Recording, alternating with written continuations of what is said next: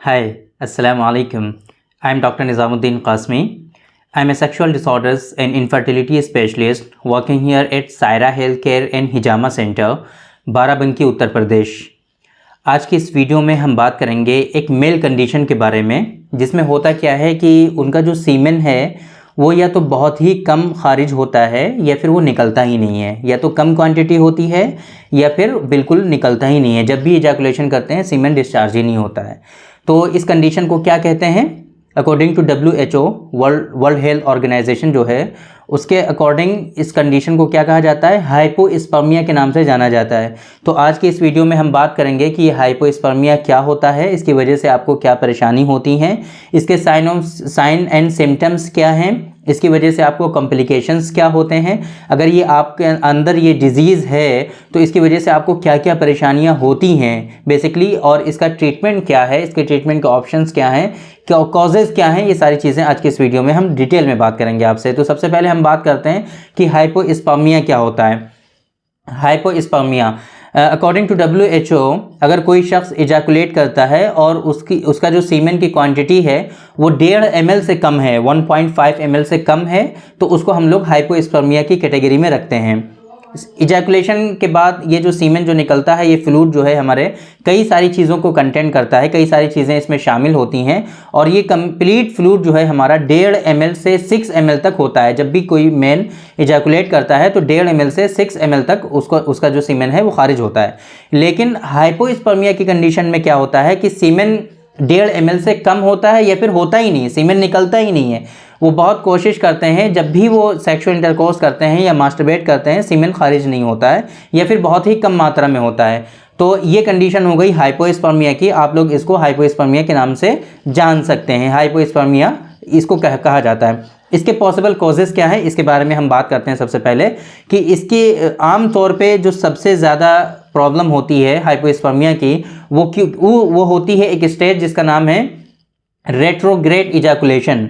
Retrograde ejaculation जिन लोगों में होता है उन लोगों में हाइपोस्पर्मिया बहुत ज़्यादा कॉमन है। रेट्रोग्रेड इजैकुलेशन होता क्या है बेसिकली, ये हम दूसरी वीडियोस में पहले भी हम दो तीन वीडियोस में हम ऑलरेडी डिस्कस कर चुके हैं हाइपोस्पर्मिया के बारे में, तो वो हम उसको रिपीट नहीं करेंगे क्योंकि फिर वीडियो काफ़ी लंबी हो जाती है। सारी चीज़ों के बारे में अगर हम बात करते हैं फिर आप लोग बेसिकली कल एक साहब ने रिक्वेस्ट भी की थी कि आपकी वीडियोज़ काफ़ी लंबी हो जाती हैं, 5 मिनट की ही वीडियो बनाया करें आप।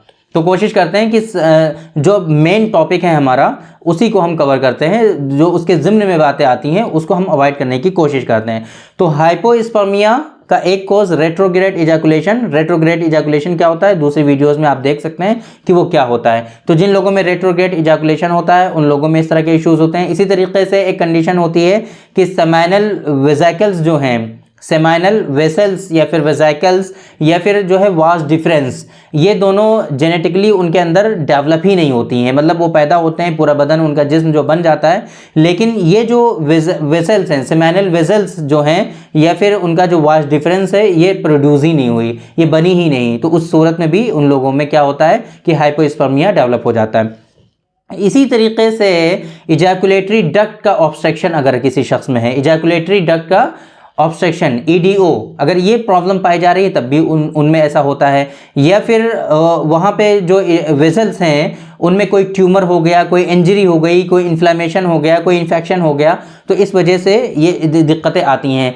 इसी तरीके से एक प्रॉब्लम और है जिसको हम लोग कहते हैं कि जो शॉर्टनेस बहुत ज़्यादा पाया जाए, ड्यूरेशन जो है बहुत कम पाया जा रहा है। फॉर एग्जांपल कोई शख्स है वो एक ही दिन में 6-6, 7-7 मरतबा मास्टरबेशन कर रहा है, तो अब जाहिर सी बात है प्रोडक्शन तो इतना होता नहीं है जितना वो इजैकुलेट कर रहा है, तो उस सूरत में भी उसको हाइपोस्पर्मिया की शिकायत होगी। ये कुछ पॉसिबल कॉजेज़ हो गए हाइपोस्पर्मिया के कि किन किन वजूहात की बिना पर किसी शख्स में हाइपोस्पर्मिया होता है। अब बात करते हैं कि इसकी वजह से आमतौर से प्रॉब्लम्स क्या आती हैं। तो देखिए हाइपोस्पर्मिया की वजह से क्या होता है, इनफर्टिलिटी सबसे ज़्यादा जो कॉमन है, जिसकी वजह से लोग परेशान भी होते हैं कि उनको कोई बच्चा नहीं होता है, उनकी वाइफ कंसीव नहीं होती हैं, ये सबसे बड़ी प्रॉब्लम होती है हाइपोस्पर्मिया की वजह से।